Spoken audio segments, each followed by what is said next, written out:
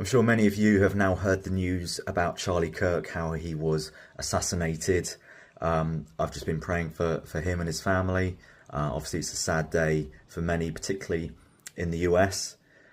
Charlie Kirk was part of Turning Point USA, which was a kind of think tank that went to college campuses or university campuses to promote conservative politics.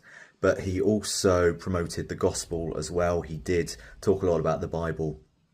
And he was a type of preacher of righteousness, in my view. And so his death, it does mark a turning point in this kind of spiritual battle that we're in.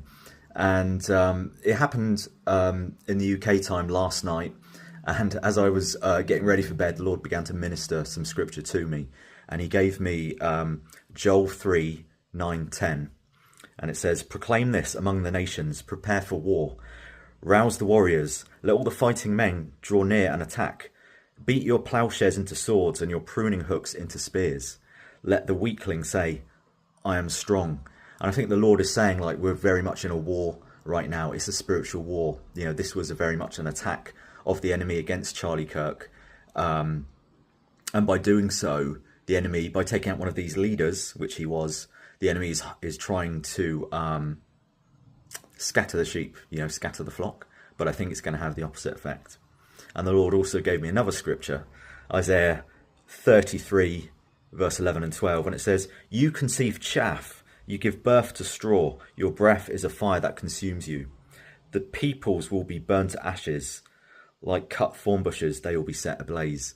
And I believe that the Lord is saying this about the plans of the enemy, that they will come to nothing and that he's going to defeat them.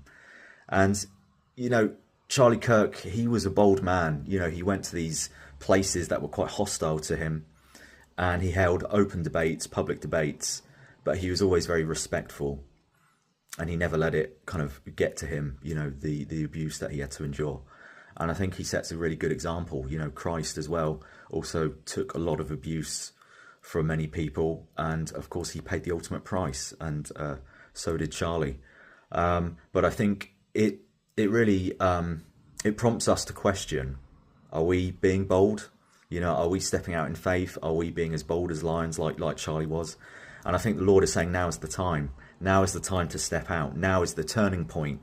That if you've been hesitating, if you've been on the sidelines, now is the time to step out, to preach the gospel, to speak the truth to power, and to do what God has called you to do. So I hope that encourages you at this time, and God bless you.